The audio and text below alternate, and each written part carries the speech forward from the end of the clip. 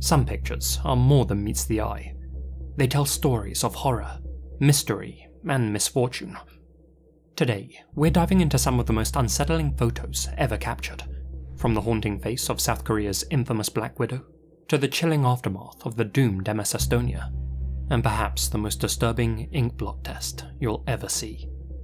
These images are bound to stay with you long after the video ends, but just before we get into them, have you ever gotten an email saying your password's been part of a data breach? Or maybe you've started getting an insane amount of spam calls and texts out of nowhere. The same happened to me, back when I was getting 3 AM calls from someone claiming to be from Microsoft support, even though I use a Mac. That's when I knew my info was out there, and was frustrated to learn that it's the fault of big companies with terrible security. They're careless with our data, and are getting hacked every single day, and as a result, your personal information is being sold on the dark web. And the worst part? These companies face zero consequences. If our governments won't do anything to stop them playing fast and loose with our data, then it's up to us to protect ourselves. That's why I use the sponsor of today's video, Aura. Aura does all the hard work for me. They find and remove my personal info from data broker sites, so it can't be sold to people with nefarious intentions. In just a few weeks, a Google search showed way less of my data floating around. Aura also monitors the dark web 24/7, alerting me the moment they find my info exposed. And if anyone tries to access my credit or bank accounts using it, I'll know before the damage is done. Plus, they offer up to $5 million in identity theft insurance, just in case. Oh, and Aura also have a VPN with over 100 virtual locations, so why pay for multiple services when you can get all that in one app? You can go to my link, aura.com/lazy, to try Aura for 14 days completely free. That'll be enough time for Aura to find out if any of your personal data is exposed. Find that link in the description and start protecting yourself today.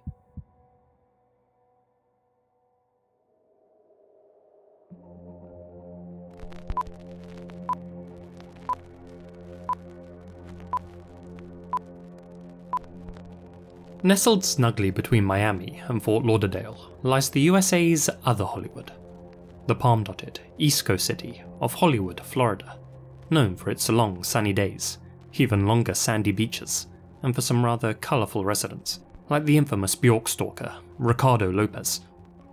Indeed, although it might seem like paradise, Hollywood's crime rate is significantly higher than the national average.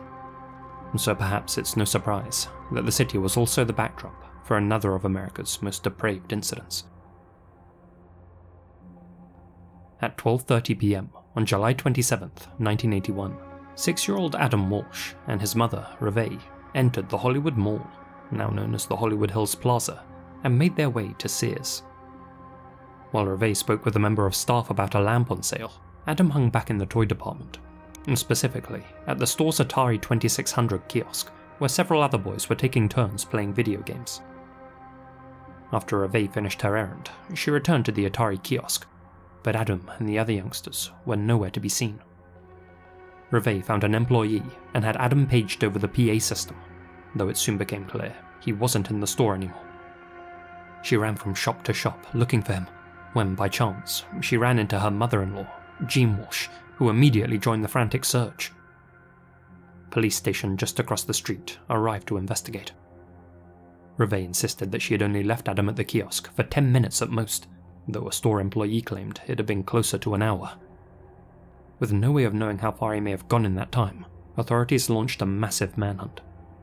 Helicopters, canal boats, 50 officers, and 100 volunteers scoured the area, but there was no sign of Adam anywhere. According to the store manager, while Reve was inquiring about the lamp, a scuffle had broken out at the Atari console. Several boys were seen arguing over whose turn it was to play, and the store's young and inexperienced security guard stepped in to break it up. Assuming Adam was part of their group, he ushered all of them out through the west exit and into the parking lot. 6-year-old Adam, who was too shy to speak up, did as he was told. Outside, the other boys quickly scattered, leaving Adam by himself.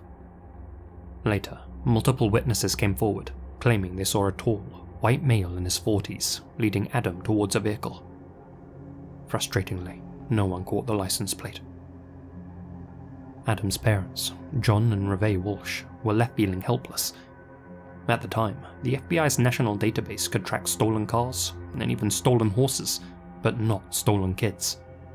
In fact, there was no centralized system for law enforcement agencies to share information on abductions at all. 2 men were questioned in connection with Adam's disappearance, including a man rumoured to be having an affair with Reve, and the son of a family friend who had been acting strangely, but both were ultimately cleared. For 2 agonizing weeks, Adam's whereabouts remained a mystery. Then, on August 10th, that mystery took a horrifying turn. A severed head was discovered in a drainage canal near the Florida Turnpike in Vero Beach, about 125 miles from Hollywood. Despite this grim discovery, John and Reve Walsh appeared on national television the next morning, still clinging to hope that Adam was alive. But just after their appeal went out, the authorities confirmed the worst. The head belonged to Adam. The coroner ruled Adam's COD as asphyxiation and determined that his life had ended several days before his head was found. The rest of his body was never recovered. It wouldn't be until 2 years later that a suspect finally emerged. Otis Toole, a convicted serial killer and drifter, already serving time on unrelated charges. While behind bars, Otis had confessed to multiple murders, and now he was claiming responsibility for Adam's. Speaking with investigators, Otis described what happened that fateful afternoon. He said that he had spotted Adam standing alone outside Sears and lured him into his white 1971 Cadillac Sedan DeVille with promises of toys and candy. Waiting inside the vehicle was his partner in crime, Henry Lee Lucas. Together, they took Adam north on Interstate 95 towards Jacksonville. Otis's bizarre plan, he later claimed, was to make Adam his adopted son. Initially compliant, Adam began to panic during the drive, and, unable to calm him down, the boy's captors drove him to a remote service road in northwest St. Lucie County, where Otis strangled him with a seatbelt, and Henry sliced off his head with a machete. Otis later buried Adam's torso and disposed of his head separately after keeping it in the back of his car for several days. It seemed like law enforcement had their man. Otis not only fit the physical description of the perpetrator, but he was also known to have been in the area on the day that Adam vanished. But there was a problem. His story was riddled with inconsistencies. And for one, his supposed accomplice, Henry Lee Lucas, was already in prison on the day Adam was taken. On top of that, the coroner believed that Adam hadn't been butchered the day he vanished, but may have been kept alive for as long as 11 days. When confronted with these contradictions, Otis changed his story. He now claimed that he had acted alone, and that after keeping Adam at his home in Jacksonville for a while, he took the boy's life, burned his body, and ate parts of it. But when he was asked to pick out Adam's photo from a lineup, he failed, explaining that he had been too drunk at the time to remember the boy's face. Otis clearly wasn't telling the whole story. Many questioned whether he was telling the truth at all. Both he and his longtime accomplice, Henry, were notorious for making false confessions, only to later retract them. And beyond that, Adam's murder didn't even match their usual MO.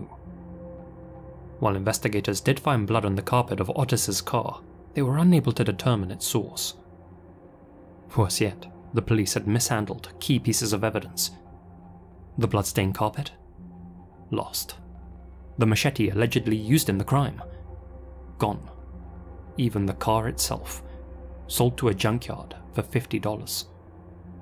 With no physical evidence to back up Otis's confession, authorities deemed his admission unreliable, and he was never formally charged. In 1996, Otis Toole died of cirrhosis at the age of 49, while serving 5 life sentences for other slayings. Over the years, he confessed multiple times to taking Adam Walsh's life. Then again, he also claimed responsibility for nearly every unsolved homicide in the US since the mid-1970s. But on his deathbed, Otis made one final, private confession to his niece, insisting that he was responsible for ending Adam's life, and that he got away with it thanks to police incompetence. For years, Adam's case remained officially unsolved. Determined to uncover the truth, his parents hired retired Miami detective Joe Matthews to conduct an independent investigation. Detective Matthews re-examined overlooked evidence, including a set of 98 undeveloped photos from Otis Toole's car, taken at the time of his initial arrest. One image in particular stood out, an interior shot of the Cadillac's rear carpet, where luminol, a chemical used to detect traces of blood, had revealed a chilling pattern. So, let me ask you, can you see anything in this macabre Rorschach test? Because Detective Matthews could. According to him, this is the imprint of Adam's face, left behind on the carpet after his head was tossed onto the car's rear footwell. You can actually see his image, Matthews wrote in his book, Bringing Adam Home. It's as clear as the Shroud of Turin. Now, could this be a case of pareidolia, the psychological phenomenon where the brain sees familiar patterns like faces where they don't actually exist? Maybe. But one thing is certain. There was a significant amount of blood on Otis Toole's floorboard. Unfortunately, forensic technology at the time wasn't advanced enough to determine whether the blood belonged to Adam or one of his other victims, and by the time DNA analysis had progressed enough to test it, the carpet, along with the rest of the car, had vanished. In 2008, with new police chief Chad Wagner at the helm, authorities conducted a thorough review of Adam's case. Then, on December 16th, the chief officially announced that Otis Toole was responsible for Adam's slaying. He cited overwhelming circumstantial evidence and the findings of the Matthews investigation as the basis for his conclusion. But not everyone was convinced. Given Otis Toole's history of false confessions and the loss of so much critical evidence, many questioned the chief's verdict. Some believe the true culprit was never caught. A few even suspect Jeffrey Dahmer, who was in the area at the time. Whatever the truth, the Walsh family were finally permitted to reclaim Adam's head, which had been kept in the morgue as evidence for the past 27 years, and were finally able to give him a proper burial. His parents, John and Reve, turned their grief into action, helping found the National Center for Missing and Exploited Children. His father even became the host of America's Most Wanted, aiding in the capture of over 1,100 fugitives and reuniting missing children with their families. Adam Walsh's story not only reshaped the way that missing children cases are handled, but also ignited a movement that saved countless lives. And though questions still linger about the true identity of his killer, his legacy at least still lives on.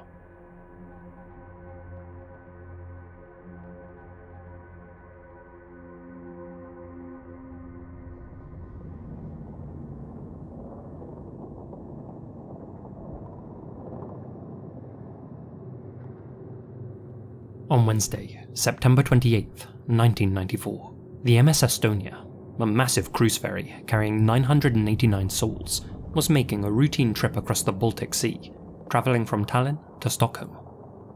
But that night, the voyage was anything but smooth. An autumn storm had rolled in, and powerful waves battered the vessel as it pushed through the rough waters. Most passengers, feeling the ship's relentless swaying, had opted to stay in their cabins, hoping to sleep through the storm. That is, until approximately 1 AM, when a loud, metallic bang echoed through the bow doors. Over the next 10 minutes, more passengers and crew reported hearing unsettling noises reverberating throughout the ship. Deep, ominous clangs, as if something massive was shifting or breaking apart. At approximately 1:14 AM, disaster struck. The ship's visor, a 50-ton structure that sealed the front of the vessel, is believed to have torn away from the ship, ripping open the loading ramp behind it. Water surged onto the vehicle deck, and within minutes, the MS Estonia began to list heavily to starboard. At 1:20 AM, the ship's public address system crackled to life. A quiet, female voice came through the speakers, speaking in Estonian. "Alarm! Alarm! There is an alarm on the ship." Instead of immediately broadcasting a universal distress signal, the MS Estonia first attempted to contact the Silja Europa, a nearby ferry. At that point, third mate Andres Tams took over communications for the Estonia, and the conversation shifted to Finnish. This is Estonia. Kuka se on siellä? Silja Europa, Estonia. Yes, Estonia, this is Silja Europa. Hyvää huomenta, puhutko sä suomea? Joo, puhun suomea. Joo, meillä on nyt tässä ongelma. On paha kallistuma oikealle puolelle. Uskon, että oli 30 astetta. Voisitko sä tulla apuun ja pyytää myös Viking Linein apun? Joo, Viking Line on tässä perässä ja meni varmaan tietoon. Ja voitko antaa sun position?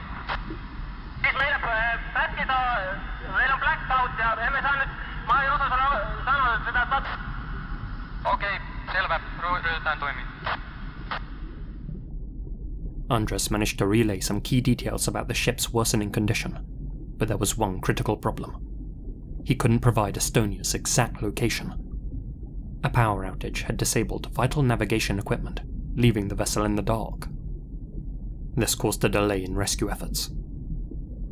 A few minutes later, power briefly returned to the ship, or possibly someone on the bridge managed to reach the starboard side and check the marine GPS, which can display a ship's location, even in blackout conditions. With this, Andres was finally able to transmit the Estonia's coordinates. In Finnish, a haunting, desperate transmission crackled through the speakers.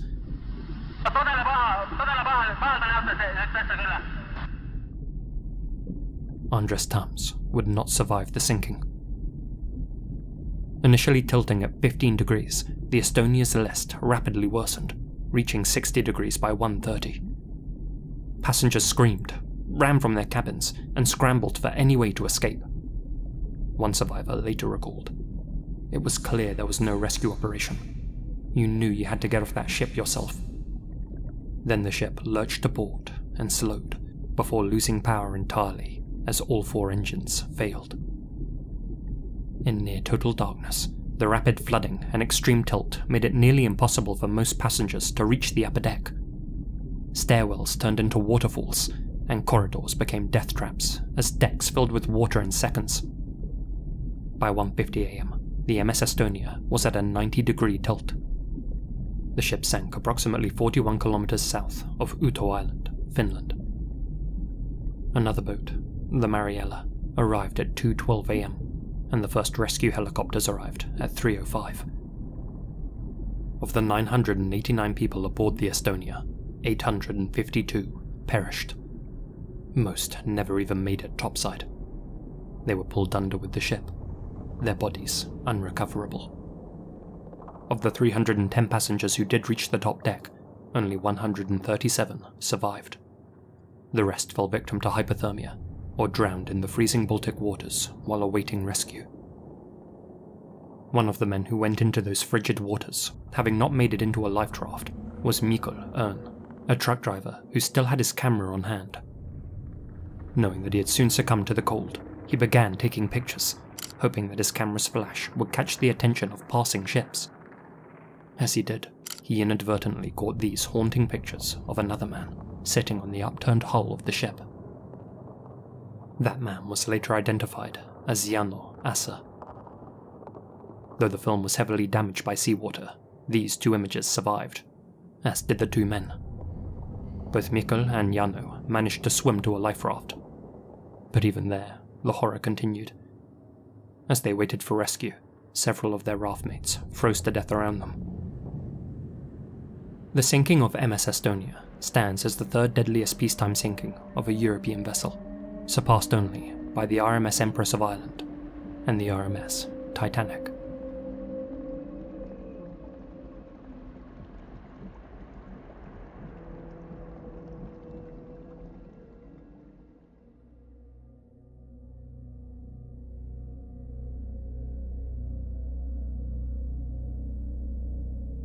Nicknamed South Korea's Black Widow, Eom In-sook is considered one of the country's most depraved criminals. Born in Seoul in 1976, In-sook showed signs of being a textbook narcissist from a young age. She was demanding, entitled, and utterly indifferent to the people around her. If a luxury item caught her eye, she had to have it. If she craved a certain food, she had to eat it immediately. And if she wanted something that wasn't hers, well, she simply took it. As a student, she showed just how far she was willing to go to get what she wanted. In one instance, drugging a friend with sleeping pills just to steal her credit card and go on a shopping spree. Money always mattered more to In-sook than loyalty, a trait that would come to define her. After graduating high school in 1995, In-sook ran away from home and began a career as an insurance planner. Those who knew her claimed that other women were jealous of her tall frame, slender figure, and most of all, her striking eyes, comparing her to actress Park Shin-hye, and In-sook certainly knew how to use those features to her advantage. she had a habit of flirting with men, charming them into buying her expensive gifts, even when they couldn't really afford to. Before long, she met a man known as Mr. Lee, an employee at a nearby moving company. The two quickly began dating, and after a whirlwind romance, moved in together. Not long after, In-sook became pregnant. Despite being in their early 20s, the couple decided to get married. There was just one problem. While Lee wasn't poor, he wasn't exactly wealthy either, and In-sook had expensive taste. After the birth of their daughter, In-sook moved back in with her parents, leaving Lee to raise the child by himself.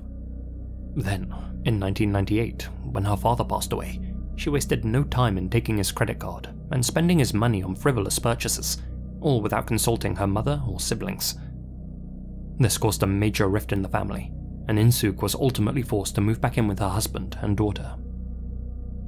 Despite working extra shifts and barely spending any money on himself, Lee could never satisfy In-sook's hunger for luxury. Their arguments over money became a constant battle, one that would only escalate in the years to come. But then, on February 17th, 2000, tragedy struck when the couple's 3-year-old daughter fell down the stairs of their home and died. It was reported as an accident, but coincidentally, it was around that time that In-sook's criminal activity took a dark and calculated turn. 2 months after the loss of her daughter, the supposedly grieving mother visited a psychiatrist, complaining of encroaching dark thoughts. She was prescribed lorazepam, which in high doses can cause memory loss, and Alpram tablets, known to induce blurred vision, muscle relaxation, and, in very high doses, coma. But In-sook had no intention of taking the medication herself. Instead, the moment she got her prescription, she took out 4 separate life and accident insurance policies on her husband, ensuring that she was listed as the sole beneficiary.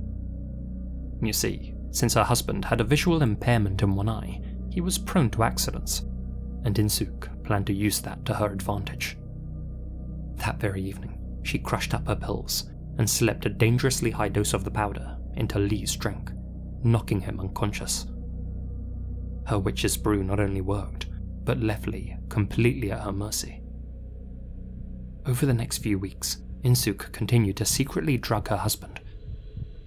Lee grew increasingly concerned that he was blacking out for no reason and waking up with bruises, concussions, and amnesia. Little did he know that while he was unconscious, his wife was deliberately pushing him down the stairs or slamming his head on the floor, inflicting just enough damage to file fraudulent insurance claims, pocketing a few $100s each time. But a few $100s wasn't going to cut it, and so, in May, she decided to up the ante. After knocking Lee out once again, In-sook took a sharp metal safety pin, gently approached her sleeping husband, and pricked him in both of his eyes, permanently blinding him. This wife from hell had done her homework. She knew that aside from death, the highest payouts came from claims involving permanent blindness. While Lee recovered in hospital, In-sook played the role of the devoted wife flawlessly. Medical staff marveled at her dedication, thinking her to be an angel by her husband's side, unaware that she was weaponizing the halo around her head. Despite the suspicious pinpricks on Lee's eyes, and the sudden influx of cash in In-sook's bank account, no one even thought to question her. After all, she had the perfect disguise. A trustworthy face, a soft voice, an innocent demeanor. Even her own in-laws believed her to be nothing short of a saint. For 2 years, In-sook meticulously staged accident after accident, managing to collect a total of 58 insurance payouts. Because of her previous experience working at an insurance company, she knew how to strategically spread out the policies across different providers to avoid detection and tracking. And because the doctors always agreed that there was nothing suspicious about Lee's injuries, the providers couldn't deny her claims. As far as doctors were concerned, Lee was simply a blind man who frequently tripped in the kitchen or fell on the stairs. During those 2 years, In-sook lived the high life, splurging on shopping sprees, indulging in Seoul's vibrant nightlife, and burning through Lee's insurance payouts like pocket change, all while her human piggy bank lay in bed at home, trapped in permanent darkness. But when the money began to dry up, In-sook escalated her cruelty. While Lee slept, she poured hot oil over his face or stabbed him in the stomach, each time convincing doctors, family members, and even investigators that he had done it to himself. And strangely, they believed her. Eventually, Lee's condition worsened due to complications from his injuries, and he passed away on March 25th, 2002. After her husband's death, In-sook collected a hefty 34 million won life insurance payout, equivalent to about $200,000. Now single again, the 24-year-old decided to invest in her future, but not by opening a savings account or buying property. Instead, she set her sights on finding a new husband, one whose life she could eventually cash in. Just 1 month after Lee's passing, In-sook went to a nightclub where she met Mr. Hong, a former athlete from Dongdaemun-gu. The pair fell in love, and before long moved in together. Hong's friends and family were immediately charmed by his new girlfriend. "The moment I saw her, I was shocked," his brother later recalled. "Wow, she's beautiful," I thought. Wherever she walked, people turned to look. With makeup, she looked sultry and alluring. Without it, she was pure and innocent. From head to toe, she was covered in luxury brands. Hermes, Prada. Little did anyone realize that behind the designer clothes and practiced smile was a cold and calculated monster. One afternoon, In-sook drugged Mr. Hong, knocking him out as she had done to Mr. Lee. Then she pushed him down a flight of stairs, fracturing his coccyx. While he was still in recovery, In-sook slipped out to the district office, alone, and secretly registered their marriage. Now listed as his legal wife, she was entitled to the insurance policies that she had just taken out on him. Then, history repeated itself. After becoming pregnant with Hong's child, In-sook started drugging him regularly. In an almost unbelievable act of cruelty, she pulled the same horrific trick, taking a safety pin and piercing both of his eyes. Even more unbelievably, nobody realized that the same woman who cared for blind Mr. Lee before his death was now responsible for Mr. Hong's lost sight. Had they seen that pattern, had they put the pieces together, then they could have prevented what came next. While Hong recovered in hospital, his parents came to visit. Aside from his lost vision, he was physically healthy, and all things considered, seemed to be in good spirits. All the while, In-sook sat dutifully by his side, giving an Oscar-worthy performance, playing the role of the devoted wife. But after his discharge, things took a sinister turn. Hong began frequently calling his mother, complaining of a constant, unexplained pain. In-sook had secretly been injecting him with a mysterious substance, one which slowly rotted his flesh from the inside. Looking back now, I think he knew, Hong's mother later recalled. He started calling us more often, asking us to come and visit, and sometimes he even asked me not to leave. Every time he said that, she was there with him. On February 12th, 2003, Hong mysteriously passed away. To silence any lingering suspicion from her new in-laws, In-sook orchestrated a soul wedding, a ceremonial marriage between her and the recently deceased Hong. However, after giving birth to their son, she cut all contact with Hong's family, severing any remaining ties and walking away with a generous insurance payout. But just like before, the money didn't last. After blowing it all on designer brands, beauty treatments, and lavish parties, In-sook found herself in dire straits once again. She knew that another husband's sudden death might raise suspicion. So, instead, the Black Widow decided that her next victims should be her own flesh and blood.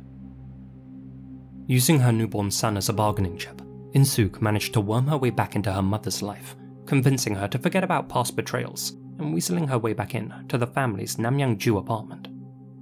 Then, on the afternoon of July 26, 2003, In-sook poured her mother a cup of pomegranate juice, smiling as she handed it over. "It'll be good for your health," she assured her. You can guess what she had slipped inside. While her mother lay unconscious, In-sook took a syringe and pierced her eyes. 4 months later, she pulled the same sickening stunt on her elder brother, knocking him out and then pouring acid onto his eyes. In both cases, In-sook filed fraudulent insurance claims in their names and pocketed the payouts. But even that wasn't enough for her. After all, lives are more valuable than eyes. While her brother lay recovering in the hospital, she tried to inject poison directly into his IV drip, a move that thankfully failed. After a long period of radio silence, Hong's mother tracked In-sook down at the Namyangju apartment, hoping to finally see her grandson. However, when she arrived and saw In-sook's mother and brother sitting in darkness, both as blind as her son had been, she knew for a fact that Hong hadn't passed from natural causes. But though she tried to alert the authorities, they failed to act. In December 2004, In-sook secretly sold the family apartment for 95 million won. But when her mother and two brothers started asking too many questions, she knew that she had to act fast. Well, she had already received a down payment, so her solution? Burn the entire apartment down, with all three of her family members inside. Of course, she wasn't about to commit arson for free, so before carrying out her plan, she took out a fire insurance policy on the property. This time though, her plan didn't go as expected. Although they suffered serious burns, all three of her family members miraculously survived. Now homeless, In-sook exploited the kindness of her housekeeper and babysitter, Mrs. Kang, convincing her to let her stay at her home. But when Mrs. Kang understandably asked her to leave 3 weeks later, In-sook responded in the only way she knew how: by setting the house on fire. The only difference was, she hadn't set this blaze out of greed, but instead out of spite. The flames incinerated Mrs. Kang's husband and left both the housekeeper and her children severely injured. But unbelievably, In-sook wasn't finished yet. Days later, she went to the burns treatment facility where Mrs. Kang and her children were recovering, bringing with her a can of gasoline. In-sook tried to set fire to their hospital room. This time though, CCTV cameras were watching. For the first time, police finally launched a proper investigation into In-sook's actions. But when questioned, she gave them an utterly bizarre explanation for why she started the fire, claiming she felt driven to do so because she could see her daughter's spirit through the flames. Though they continued keeping an eye on her, the authorities chose not to detain her at this point. Even while under investigation for attempted arson, In-sook committed further crimes, such as sneaking into the house of a friend to commit theft and blinding an acquaintance who had lent her some money and who had the gall to ask for it back. Her son also passed away around this same time, officially from Kawasaki disease, though it's worth noting that Kawasaki only has a 0.01% mortality rate in South Korea, so it's suspected that she had simply had enough of paying for his hospital fees and poisoned him. On April 19th, 2005, Eom In-sook was finally arrested. Her long list of charges included slaying 3 people and blinding or burning 7 others. She was never formally charged in connection with the passing of her own children. At the time of her arrest, officers found her in the company of yet another man, one she was actively trying to lure into her web. During her interrogation, In-sook put on a theatrical display, dramatically pretending to faint in an attempt to garner sympathy. When that didn't work, she went a step further and wet herself. It was during that very round of questioning that officers snapped this infamous image of In-sook. For years, it was the only photo of her made available to the public. Following the Miryang Middle School incident, South Korean authorities had implemented strict laws to protect the identities of even the most heinous of criminals. As a result, news outlets were banned from publishing any uncensored images of her face. It wasn't until 2024, nearly 2 decades after her arrest, that an unedited version of this photo was finally made public, alongside other previously blurred images of Eom In-sook. As if the South Korean police didn't have a bad enough reputation before all this, the detectives working In-sook's case couldn't help but focus on her looks during interviews, with one of her interrogators saying, "She has the kind of looks that any man would fall in love with at least once," and another chiming in, "I used to see a lot of celebrities, but this is the first time I've seen such a beautiful woman." Investigators also praised In-sook's intelligence, saying that anyone who could evade capture for 5 years must be brilliant. Though, let's be honest, In-sook may have been skilled in the art of deception, but it wasn't her intelligence that kept her out of prison for so long. It was police incompetence. Before her trial, authorities had In-sook take the PCLR psychopathy test, which is traditionally scored out of 40. In South Korea, a score of 25 or higher is enough to classify someone as a psychopath. In-sook scored a perfect 40. Some experts speculated that she may fit the dark triad personality type, a rare combination of subclinical psychopathy, narcissism, and Machiavellianism. In court, In-sook tried every trick in the book. First, she pleaded insanity, attempting to use her diagnosis to her advantage, but ultimately she was deemed fully competent to stand trial. When that failed, she switched tactics, claiming both of her husbands had beat her and that she killed them in self-defense. That strategy didn't work either. Then, she weaved an intricate story about how she needed the money because she was actually hooked on some expensive substances, and so she shouldn't be held fully responsible for her actions. The world's smallest violin echoed through the courtroom.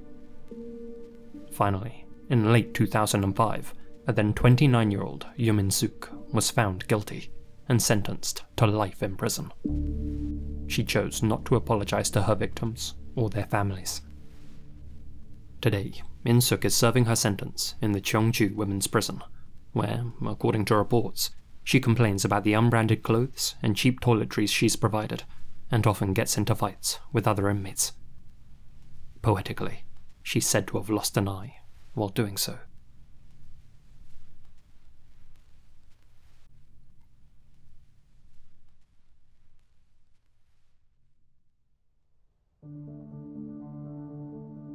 Hey guys, Lizzie here, and thank you very much for listening. I'd like to say a huge thank you to all of my supporters here on YouTube and over on Patreon, especially my biggest supporters: George Lopez, Holly Lyons, Zak Horgan, Aðalsteinn Traustason, Alana Pons, Asiamina, Azrael Warakai, Colin Monsma, Louthan, Farewelltattoosjaxfl, Gina Valera, Gracearchie, Hamish, Biluck, Itai Alon, LJB, Mistyblue Longie, Lulgjuraj, Pray to Jesus, TNS Mum, Terry Ford, and Yokai. Thank you guys so much for your continued support.